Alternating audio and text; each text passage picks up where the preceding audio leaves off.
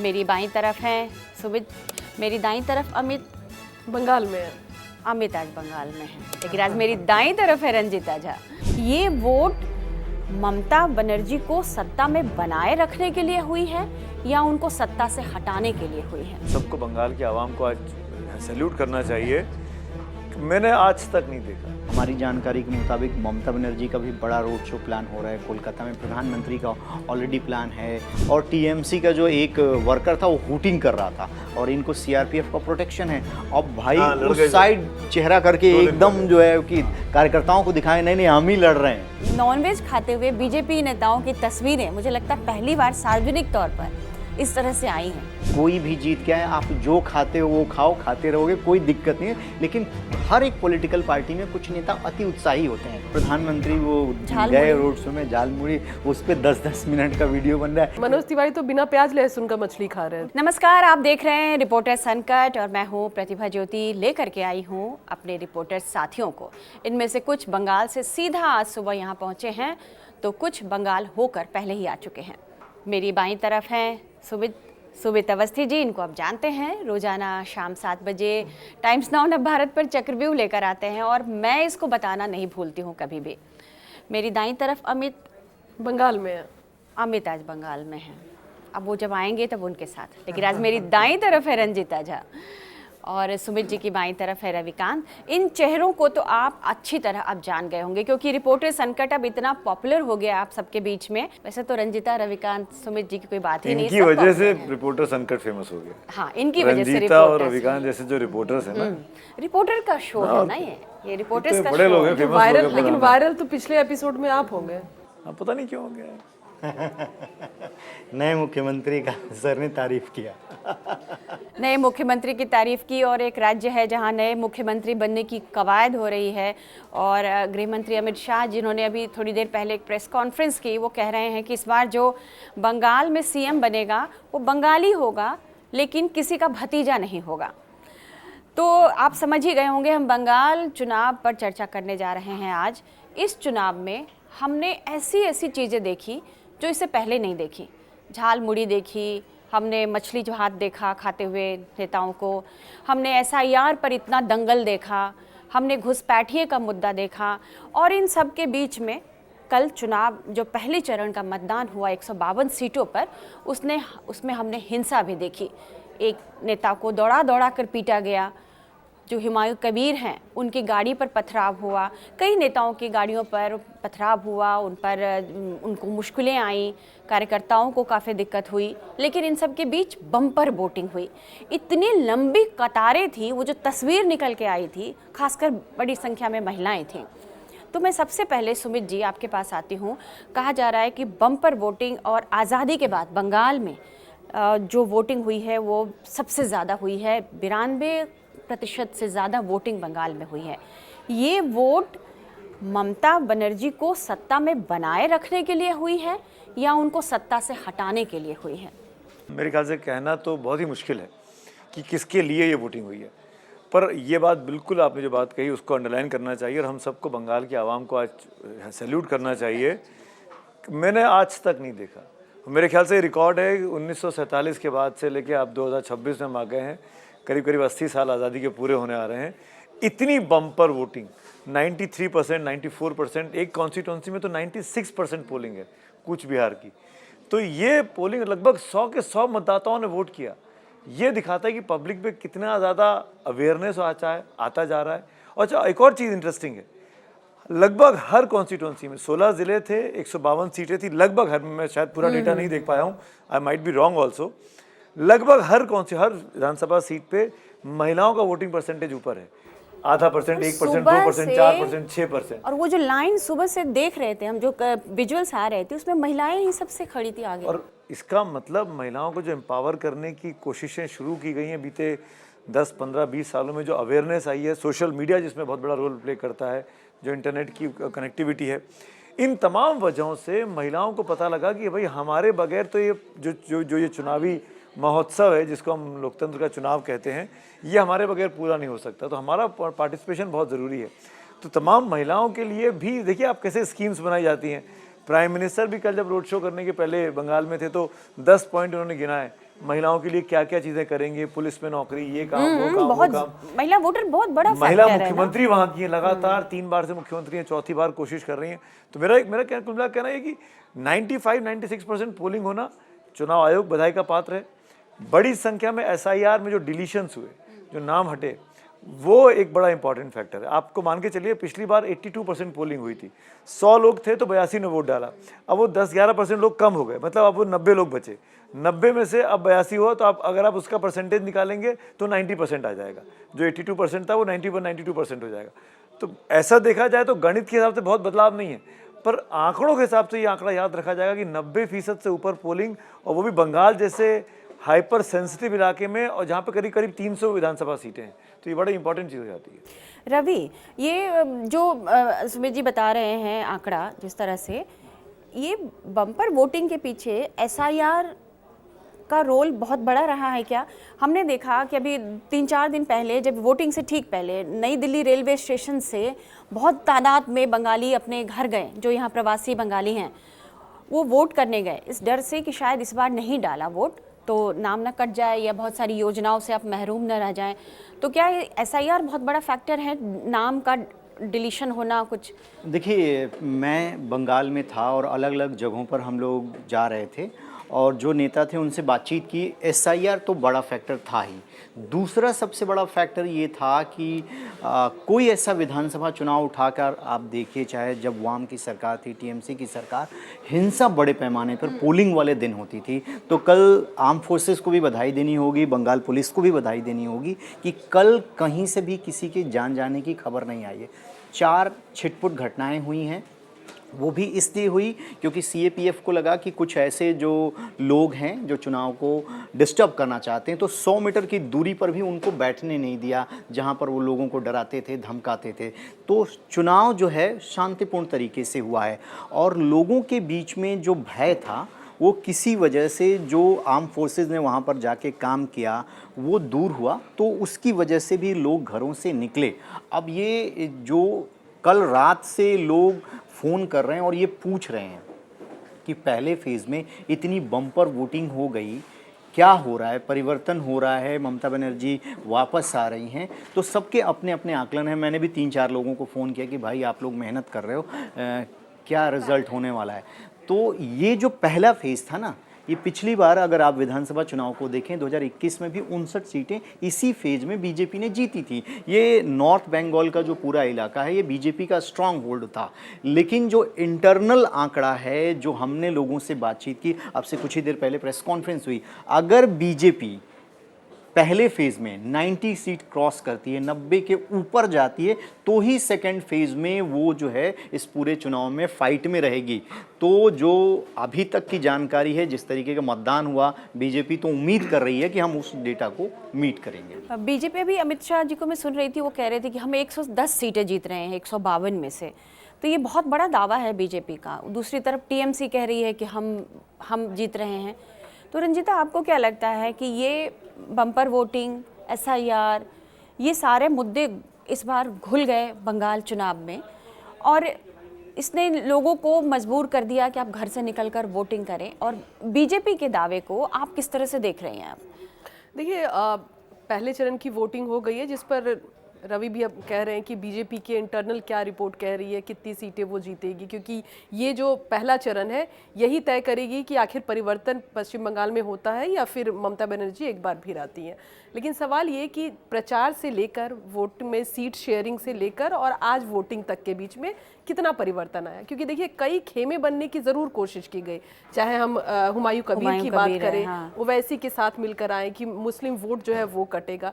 Congress party भी हम कहें जितनी भी उनकी पॉकेट्स हैं, क्योंकि मुस्लिम जो बाहुल्य विधानसभाएं हैं उन्हीं जगहों पर, उन्हीं जिलों में कांग्रेस सबसे ज़्यादा स्ट्रांग होल्ड रखती है, तो कहा जा रहा था कि कांग्रेस भी अपनी तरफ से कोशिश कर रही है। लेकिन परिसीमन बिल या महिला आरक्षण बिल के जो संसद में गिरने के बाद जिस तरह का एक इंटरेक्शन राहुल गांधी और अभिषेक बैनर्जी के बीच हुई, कहा जा रहा है ममता बनर्जी ने भी सोनिया गांधी से बात की, सोनिया गांधी ने उनको धन्यवाद दिया कि इलेक्शन के बीच में जिस तरह से सांसद यहाँ आए और वोटिंग में शामिल हुए, तो कहीं ना कहीं एकजुटता जो विपक्ष की दिखी उसको लेकर धन्यवाद दिया। और कहा जा रहा है, जो हमारे सूत्र बता रहे हैं, कि उस बातचीत में इस बात को लेके भी अंडरस्टैंडिंग हुई कि फाइट आमने सामने की बीजेपी और टीएमसी की ही रहने दी जाए।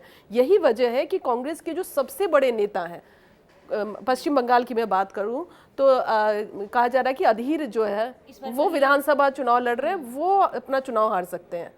तो वो चर्चा में भी नहीं रहे। कांग्रेस की क्या सिचुएशन है, यानी कि कहीं ना कहीं ये आमने सामने की लड़ाई जो है, अब आप देखिए कितना भी कोई कहे कि हाँ मुस्लिम वोट बटे हैं, कांग्रेस को फायदा हो रहा है, मुसलमान पहले कह रहे थे कि कांग्रेस को हम वोट देंगे, बाद में उनको लगा कि कांग्रेस को देंगे, कांग्रेस है कहाँ पे।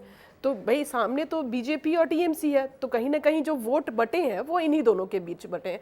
जो एग्रेसिव वोटिंग की हम बात कर रहे हैं कि 92% वोट हुए हैं, एक तो बम्पर वोटिंग, लेकिन कल एक बंगाल के एक नेता से मेरी बात हुई, उन्होंने एक नई लाइन दी कि ये एग्रेसिव वोटिंग है। ये एग्रेसिव वोटिंग किसके लिए है, क्योंकि दोनों ही तरफ से ये लाइन सही है। तो उनका ये कहना था कि ये जो वोटिंग है ये ना तो ममता बनर्जी के लिए है और ना ही बीजेपी के लिए है, ये एसआईआर के खिलाफ वोटिंग है। ये केंद्र सरकार और चुनाव आयोग ने जो पश्चिम बंगाल में किया है उसके खिलाफ वोटिंग है। तो मतलब डायरेक्ट वोटिंग का नाम नहीं ले रहे, लेकिन कहने का अंदाज उनका वही था।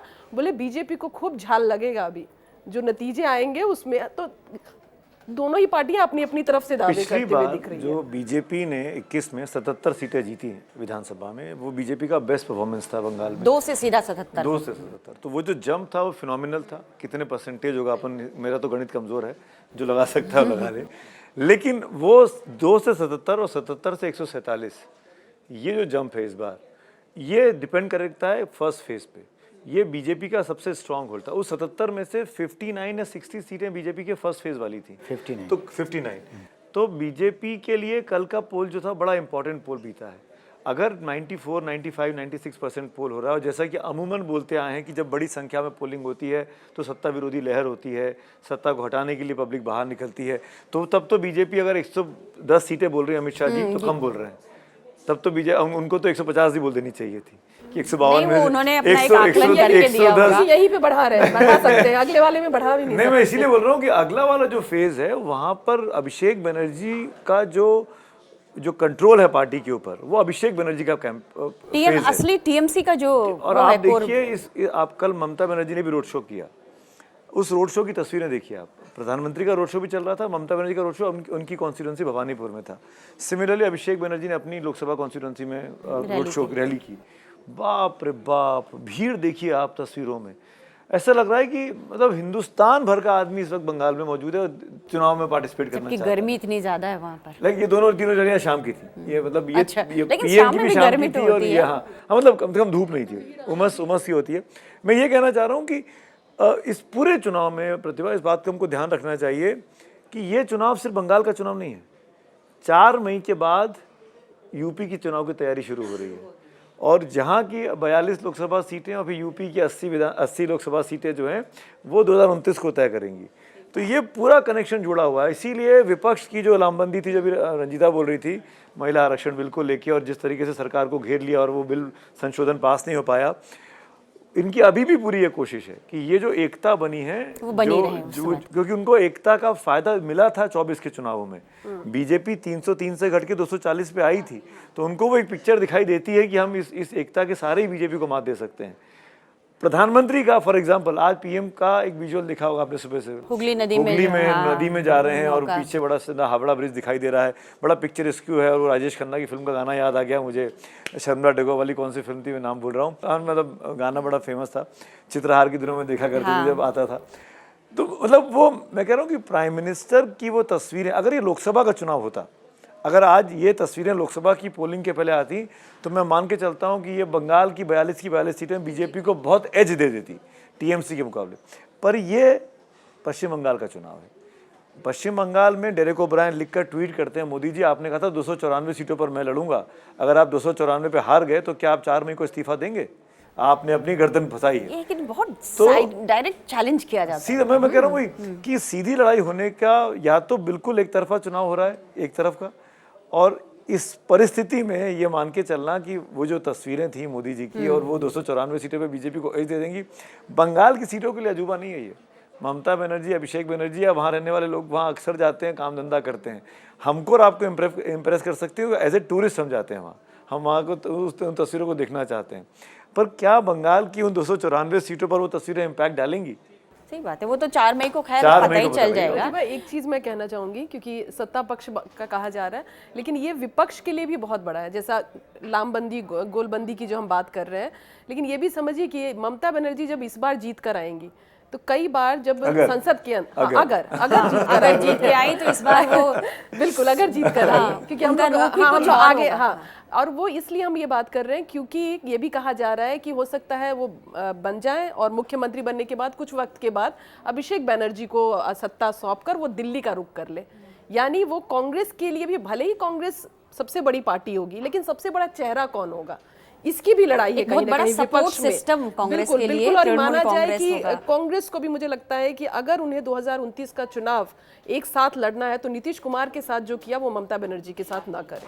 ममता करने भी नहीं देगी उनको। रवि, ये जो कह रहे थे कि बिल्कुल लड़ाई आमने सामने की थी, मैं तो कहती हूँ आर पार की लड़ाई थी। बिल्कुल पॉलिटिकल मोबिलाइजेशन इतना हुआ कि प्रधानमंत्री मोदी और अमित शाह खुद उसको लगा कि चुनाव प्रचार की कमान संभाले हुए हैं।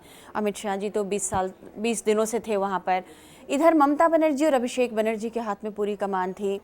तो और कोई तीसरा फैक्टर वैसे दिखा नहीं। हुमायूं कबीर शुरू में चर्चा में आए, लेकिन पूरा पॉलिटिकल मोबिलाइजेशन जिस तरह से हुआ है, कल आर पार की लड़ाई हुई, इसको आप किस तरह से देख रहे हो? देखिए, कुछ डेटा मैं रखता हूँ दर्शकों के सामने। जो कल पहले फेज़ की पोलिंग हुई है, जैसे मान लीजिए कि मुर्शिदाबाद वो मुस्लिम डोमिनेटेड है, नादिया है, यहाँ अगर बम्पर वोटिंग होती है तो कोई अचरज की बात नहीं, यहाँ वोटिंग परसेंटेज जाता है 85, 86, 88, 90।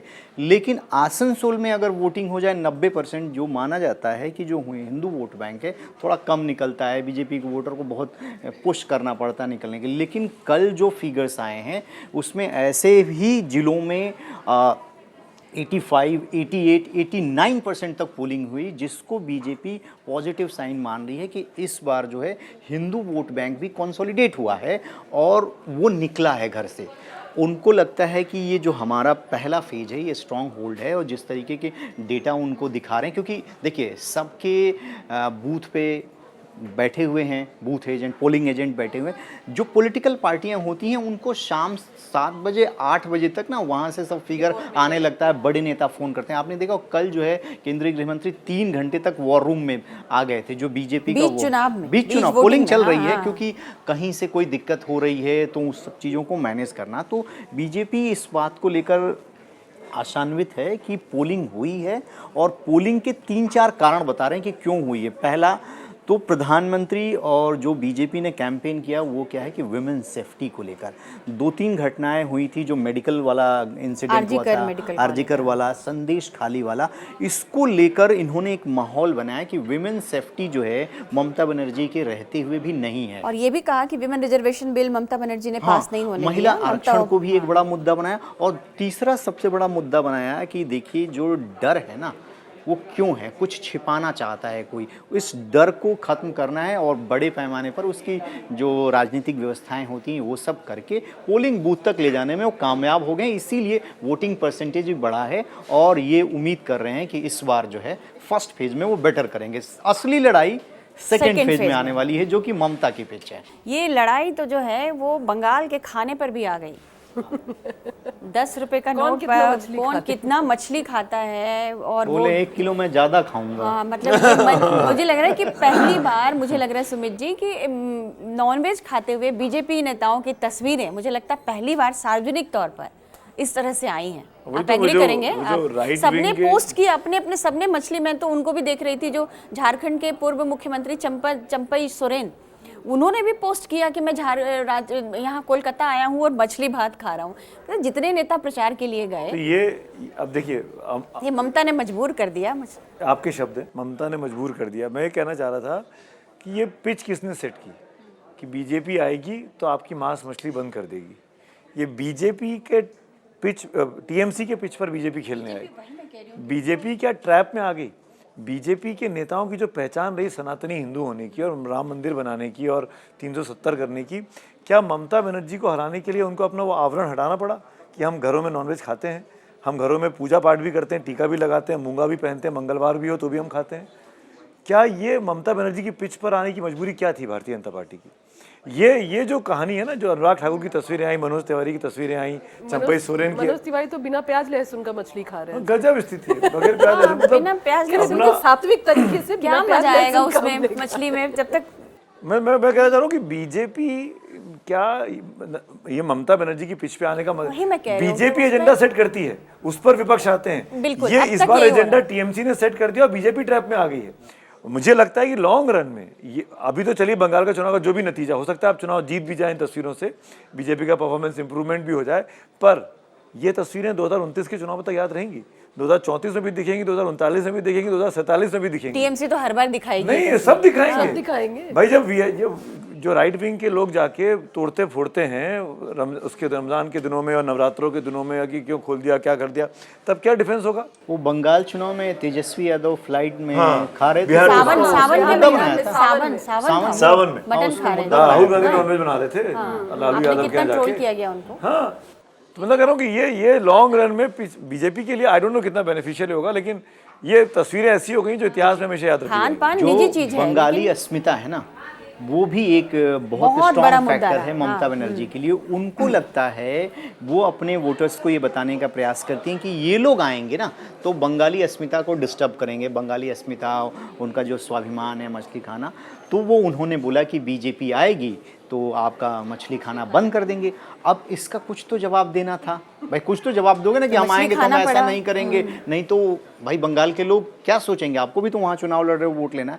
तो इसका जवाब दिया गया, भाई देखो कोई भी जीत के आए, आप जो खाते हो वो खाओ, खाते रहोगे, कोई दिक्कत नहीं है। लेकिन हर एक पॉलिटिकल पार्टी में कुछ नेता अति उत्साही होते हैं, वो किसी से कुछ पूछते नहीं, बोला ये ठीक लगेगा, नेता खुश हो जाएंगे, बड़े लोग यही काम कर दो, तो उनको लगा कि हाँ भाई मछली खा के ही दिखा देते हैं, कहाँ बंद हो रहा है, देखिए हम खुद खा रहे हैं। तो ये हुआ है वहाँ मैं पे। वही कह रही थी कि पहली बार ऐसा हुआ कि इस बीजेपी नेताओं के इस तरह से नॉनवेज खाते, मछली खाते तस्वीर सार्वजनिक रूप से इस तरह से आई। वो घर में खाते होंगे, डाइनिंग टेबल पर जो आप अपने घर में कैमरे अपनी ले पसंद- जाके बीजेपी का हाँ, पोस्टर पीछे लगा हुआ है, बीजेपी का पटका पहना पटका हुआ हुआ है, है, अपनी और आप दिखा के बोल रहे हैं कि हाँ खाइए, बहुत अच्छा ये होता है, बहुत आपके भी अच्छा खाते है। हैं। अभिषेक जो बात कर रहे थे मछली खाते हुए, अनुराग ठाकुर से बात कर रहे थे, तो अब वो सुनिए कितना मजेदार वो बातचीत है।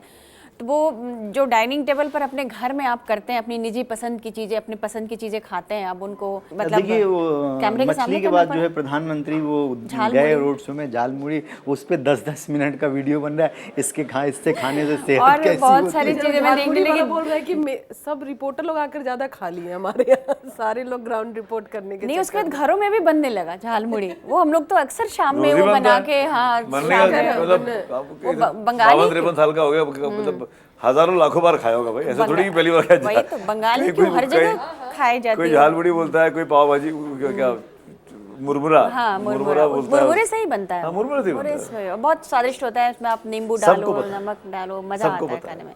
लेकिन वो शाम 10 को 5 बजे का स्नैक्स है चाय के साथ वाला। अच्छा लगता है वो खाने में। तो ये बड़ा दिलचस्प चुनाव लगा मुझे कि ये इस बार जो है ना, लेकिन एक बात तो है, देखिए प्रधानमंत्री जब चुनावी मैदान में उतरते हैं तो वो कुछ चीज़ें ऐसी करते हैं जिस पर जो है ऑपोजिशन फोर्स हो जाता है उसको क्रिटिसाइज़ करने के लिए। अब भाई देखिए रोड शो चल रहा है, अचानक रोड के किनारे कोई बच्चा खड़ा है, उसको गोद में ले लिए, उससे कुछ बात करने कर लगे। ली। अब वो कोई दुकान दिख गई, उन्होंने वहाँ से 10 रुपये का झाल मुड़ी। अब उसको हो गया कि 10 रुपये कहाँ से आया, आपने पेटीएम क्यों नहीं किया, आपने डिजिटल पेमेंट नहीं। तो नॉन इशू को जब आप इशू बनाते हो तो उसमें अब प्रधानमंत्री को आप क्रिटिसाइज़ करोगे, तो जब क्रिटिसिज्म उनका ज़्यादा होता है तो बीजेपी को लगता है कि हमको बेनिफिट होता है, हाँ। तो नॉन इशू को इशू बनाते हैं वो। ये कोई चुनावी मुद्दा थोड़ी कि कौन क्या खाएगा हाँ, आके, कौन क्या इससे खाएगा। बंगाल की जनता को क्या हित होने वाला है। तो ये हुआ वहाँ लेकिन पे। वो झाल मुड़ी वाला काफी वायरल हो गया। अब मुझे लगता है कि पता करना चाहिए किसी रिपोर्टर को भेज के कि वो उसकी अब बिक्री कितनी बढ़ी है। नहीं वो भी आ उसके गया, दुकान वो भी आ गया है है, वो सोशल मीडिया पे आ गया, वो कह रहे कोई फायदा नहीं हुआ हमारा, बल्कि जैसी बिक्री थी वैसी ही बिक्री है। हाँ उस दिन जरूर हो गया कि हाँ रिपोर्ट करने के लिए थोड़ा बहुत और वहाँ जो रिपोर्टर हैं या मीडिया वाले हैं या दूसरे लोग आकर के खा लिए, लेकिन स्थिति अच्छा, वो वही जो है बेचारे की। दुकानदार है लड़का, वो बिहारी है, गया का गया है, गया। वो भी माइग्रेंट है। वो बाहर से आया, वो बंगाल में नौकरी कर रहा है, बंगाल के लोगों ने उसको काम धंधा दिया हुआ है बिहार से आके। बिहार में किसकी सरकार है इतने सालों में? बिहार से निकल के आया वो बंगाल में, समझ रही है ना? और मैं किसी की बाइट उनके परिवार की किसी की बाइट सुन रही थी, उन्होंने कहा कि वो जो किसी ने घर टूट गया तो ममता दीदी ने घर दिलवा दिया, हमें बनवा दिया नया बंगाल में। तो ये सब चल रहा है चुनाव। एक तो खबर ये भी इस बंगाल चुनाव के वक्त आई कि आईपैक की जो ऑफिस है वो बंद हो गया है, काम नहीं हो रहा है, काम बंद हो गया। इसके पीछे भी टीएमसी के नेताओं से जब हमारी बात हुई तो उनका तर्क ये था कि आईपैक को लेकर के जो टीएमसी के जो कार्यकर्ता हैं या नीचे लेवल बूथ लेवल पे जो लोग हैं वो कहते हैं कि पूरे साल 5 साल मेहनत हम करते हैं और चुनाव जब जीत जाते हैं तो कहा जाता है आईपैक की वजह से हो गया है।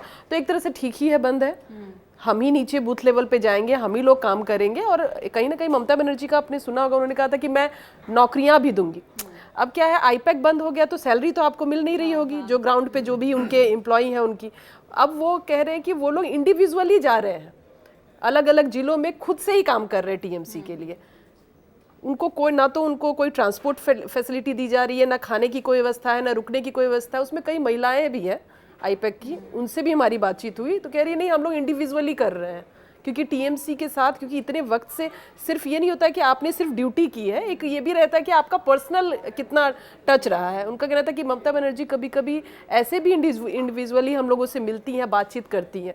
तो वो फैक्टर अगर कोई समझ रहा है कि आईपैक जो है वो काम नहीं करता हुआ दिख रहा है, उनके लोग अभी भी ग्राउंड पर काम ऑफिस करते में ताला हुए लग गया है, लेकिन लोग जो है वो ग्राउंड पर हैं। सड़क पर हैं, बूथों में घूम रहे हैं। सुमित जी मैं एक सॉरी बीच में बोल रहा हूँ, जहाँ से हमने चर्चा शुरू की थी ना प्रतिभा, वहीं आना चाह रहा हूँ। मैंने ये फिगर निकाल रहा था, कल जो 152 सीटों पर पोलिंग हुई थी ना, अब देखिए आपने कितना इंटरेस्टिंग फिगर है जो रवि इशारा कर रहा था। 152 में से 127 सीटें ऐसी हैं कल की पोलिंग में जहाँ पे 90% से ऊपर पोलिंग हुई है। 127 मतलब 80 से 90% पोलिंग हुई है 116 पे, मतलब 80% से ऊपर जो पोलिंग है 116 और 127, 90 और 80। हाँ मतलब, और केवल 3 सीटें ऐसी हैं जहाँ पे 70% से कम पोलिंग हुई है। कल केवल 3 सीटें ऐसी हैं 70% से कम पोलिंग हुई, और उनमें नॉर्थ बंगाल की सीटें ज़्यादा हैं, कालिम्पोंग, दार्जिलिंग, जो बीजेपी का स्ट्रॉन्ग होल्ड है, जहाँ से बीजेपी के सांसद हैं, जहाँ से बीजेपी ने पिछली बार क्लीन स्वीप किया था उस इलाके में। अब इसका क्या मतलब है? क्या वहाँ के लोग बीजेपी को ही वोट कर रहे हैं, इसीलिए सुस्त मतदान हुआ है, या कम मतदान होना बीजेपी के लिए फ़ायदेमंद है और ज़्यादा मतदान होना टीएमसी के लिए? मतलब कैसे अगर हम इसको एक्सट्रापोलेट करना चाहें राजनीति के छात्र होने के नाते, कि अगर कम पोलिंग है तो बीजेपी का फ़ायदा है, तो फिर जब 95% पोलिंग हो रही है तो इसका मतलब बीजेपी का नुकसान हो रहा है क्या? अगर कम पोलिंग में टीएमसी का फ़ायदा हो रहा है तो जब 95% पोलिंग हुई तो बीजेपी का यहाँ पर फ़ायदा हो रहा है क्या?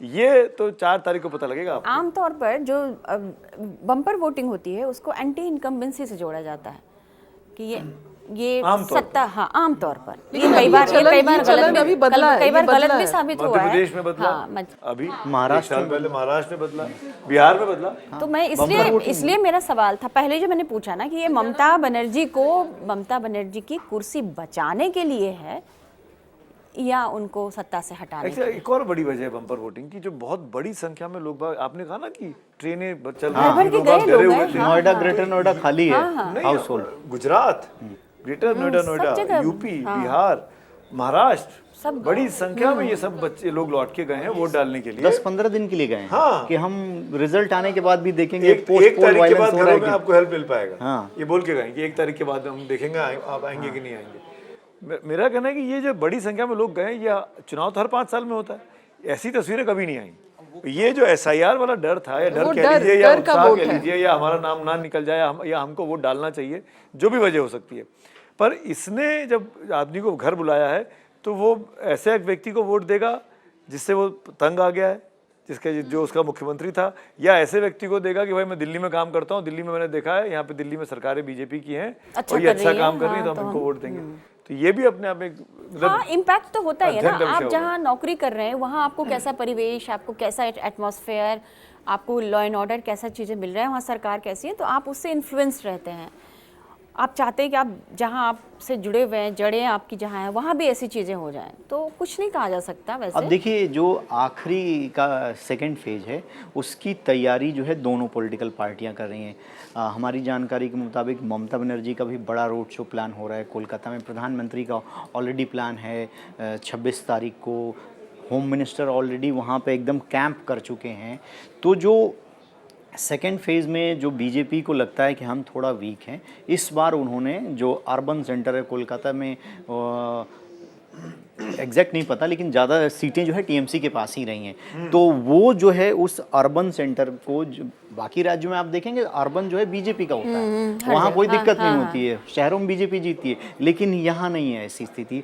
तो उसको चेंज करने के लिए पूरी ताकत लगाई जा रही है। और अगर 50 से 60 सीटें सेकेंड फेज में अगर गेन कर लेती है तो बीजेपी फाइट में रहेगी, ये उनका आत्मविश्वास है। लेकिन अब उसके लिए देखना है कि सेकेंड फेज में भी इतनी ही बम्पर पोलिंग होती है या उसके आंकड़े कैसे आते हैं। लेकिन पिछली बार बीजेपी ने सेकंड फेज में केवल 16-17 सीटें जीती थी। हाँ बिल्कुल, 16 से 50-60 एक्सपेक्ट करना बहुत बड़ा काम, बहुत बड़ा चैलेंज है। और राहुल गांधी की रैलियां रद्द हो रही है। हो रही हैं? हाँ, रद्द हो रही है। रद्द हो रही है ना? हाँ, 3 दिन पहले उन्हें जाना था, जाने उन्होंने भी कहा नहीं कि दिया गया। और लोकल एडमिनिस्ट्रेशन जो है वो लैंडिंग की इजाजत नहीं दे रहा है। लोकल एडमिनिस्ट्रेशन या प्रशासन अभी चुनाव के वक्त किसके हाथ में है, तो निशाना उधर लगा के। और प्रियंका गांधी की एक रैली थी वो कैंसिल हो गई। कल हमने प्रियंका गांधी कार्यालय में पूछा कि कोई रैली है, कुछ है, हम लोग भी चलते हैं फिर से बंगाल। कह रहे नहीं, कुछ नहीं, आराम कीजिए। दरअसल ना, अगर आपको याद हो, महिला आरक्षण बिल जिस दिन पास हुआ, मतलब गिर गया विपक्ष के लिए, उस दिन राहुल गांधी ने अभिषेक बनर्जी से फोन पर बात की थी। थैंक यू कि आप ही शायद खबर थी, मैंने देखा भी था। अब बधाई दी और विपक्ष की एकता का काम आया। उस दिन ये अंडरस्टैंडिंग बनी। उसके बाद मुझे किसी ने बताया, कांग्रेस के नेताओं ने, कि ये अंडरस्टैंडिंग बनी कि चुनाव में भी ये यूनिटी दिखनी चाहिए, क्योंकि यहाँ पर जहाँ पर भी टीएमसी कांग्रेस की वजह से कमज़ोर पड़ रही है, कांग्रेस की वोट आदमी की वजह से टीएमसी का वोट बैंक कट सकता है, तो वहाँ पर आप हमको हेल्प करिएगा। उसका मतलब क्या होता है कि आप कैंपेन ना करें, आप सुस्त पड़ जाए, आप हमको जीतने दे, हम आपको 2-4-5 सीटें मैनेज करा लेंगे, कुछ ना कुछ हो जाएगा। तो ये अंडरस्टैंडिंग से काम चल रहा है। अगर ये वाकई में अंडरस्टैंडिंग ज़मीन पे दिखती है, असर दिखाई देता है, तो ये जो रैली रद्द होने वाली बात है, ये ठीकरा फोड़ा जाएगा भारतीय जनता पार्टी पर, चुनाव आयोग पर, ना कि ममता बनर्जी पर। और इसके जरिए विपक्ष की एकता दिखाने की कोशिश की जा रही है। नहीं, वो निश्चित तौर पर वो नीचे वो सारी अंडरस्टैंडिंग की गई है। और यही वजह है, मैंने बोला ना, यही वजह है कि अधीर रंजन चौधरी की सीट जो है वो फंसी हुई है। क्योंकि पहले ये लगाया जा रहा था कि भाई मुसलमान इधर वोट करेगा। अब बिल्कुल सुस्त है, ना कोई प्रचार किया किसी भी नहीं आए वो, कहीं कोई हमने उनकी बाइट वाइट कोई विजुअल हुई उस तरह का नहीं देखा कि बहुत अधीर रंजन चौधरी चर्चा में। इससे ज्यादा तो वो बाकी मुद्दों पर आ जाता है चर्चा में। इस चुनाव में वो बहुत ही, पर एक आदमी का नाम लेना चाहिए इस चर्चा में, मतलब ममता बनर्जी के अलावा, वो शुभेंदु अधिकारी। बहुत मेहनत की है उन्होंने, इतना घूम रहे हैं, इतना कैंपेन कर रहे हैं। कल दिन भर उनकी सीट पे चुनाव था। नंदीग्राम में हो क्या रहा है वैसे, क्या खबर है? नंदीग्राम में उनका अपने दोस्त से ही मुकाबला है। वो ज़्यादा फोकस जो है भवानीपुर में कर दिए उन्होंने। कल रोड शो के दौरान देखा कि एक काफिला गुजर रहा था और टीएमसी का जो एक वर्कर था वो हूटिंग कर रहा था, और इनको सीआरपीएफ का प्रोटेक्शन है। अब भाई उस साइड चेहरा करके एकदम जो है कि कार्यकर्ताओं को दिखाए, नहीं नहीं हम ही लड़ रहे हैं। रवि, लेफ्ट को हटाने में जब टीएमसी का, जब ममता बनर्जी का साथ उन्होंने दिया, बहुत मेहनत की, माना जाता है कि वही एक शुभंकर थे उस पूरे आंदोलन के, नंदीग्राम वाला जो आंदोलन था, है ना। बीजेपी ने भी उनको अब अपना शुभंकर ममता को हटाने में भी, हाँ, ममता को हटाने में भी उनका रोल। तो जो काम शुभेंदु ने ममता के साथ किया, ममता ने वही काम शुभेंदु के साथ कर दिया। शुभेंदु का जो राइट हैंड लेफ्ट हैंड आदमी था पवित्र कर, उसको उनके सामने खड़ा कर दिया अपनी पार्टी से। भाई 2 महीने पहले तक वो उनकी पार्टी में थे, साथ में थे, टीएमसी में आते, टीएमसी के कैंडिडेट बने। उनकी बीवी आज भी भारतीय जनता पार्टी में है, कहीं ब्लॉक प्रमुख वगैरह हैं। पवित्र कर की पत्नी, उन पर पार्टी डिसिप्लिनरी एक्शन लेने की बात कर रही है। इसीलिए मैंने पूछा कि नंदीग्राम में क्या हो रहा है। कि कल सुबह से दिन भर जो फीड आ रही थी ना शुभेंदु की, अगर आप एनआई की फीड पे जाएंगे या शुभेंदु के पेज पे जाएंगे, जो मैं डिजिटल मीडिया की बात कर रहा हूँ, दिन भर कम से कम 25 जगह उनके पीछे कैमरा था, हर जगह उन्होंने रुक रुक के बाइट दी है। और पवित्र कर ढूंढने नहीं मिल रहा था मुझे। नहीं, मैंने पवित्र कर की एक विजुअल देखी थी, उनको शायद वोट सिर्फ एक, हाँ, कोई मैं बहुत 25:1। मैं इसलिए कह रहा हूँ कि पवित्र कर जो जमीन पे अगर काम कर रहे थे, मतलब आई डोंट नो क्या होगा नतीजा, हमको नहीं पता 4 तारीख को क्या होगा। पर शुभेंदु अधिकारी अभी यहाँ चुनाव खत्म नहीं हुआ उनका, अब उनको भवानीपुर आ जाना है। उनको असली चुनाव उनकी ममता बनर्जी से वहाँ पे, असली फाइट तो वहाँ पे। तो असली व्यक्ति मेहनत करता हुआ दिखाई दे रहा है। नहीं, जो मेहनत करते हैं उनको फल भी मिलना चाहिए। तो अमित शाह जो कह रहे थे ना भाई कि वो कोई बंगाली ही सीएम होगा, अभी तो हिंट किया कि कुछ हिंट भी दे रहे हैं वो। एनीवे 4 तारीख काफ़ी दिलचस्प होगा हम सब के लिए, चूँकि हम सब पत्रकार हैं और एक एक सीट पर हमारी नज़र रहेगी। और टाइम्स नाउ नव भारत पर हम 4 मई को आपके लिए एक एक सीट का बिल्कुल सटीक विश्लेषण, सटीक जानकारी भी हम लेकर आएंगे। तो आप उस दिन देखते रहिएगा, नतीजे वाले दिन 4 मई को, और उसके बाद फिर हम रिपोर्टर्स अनकट भी लेके आएंगे। तो चले साथियों, आज की बातचीत यहीं ख़त्म करते हैं, फिर मिलेंगे। उससे पहले सेकेंड फेज की जब वोटिंग 29 को होगी, तो उससे पहले तो मिल ही लेंगे एक बार। हाँ बिल्कुल। उससे पहले कि उसके बाद?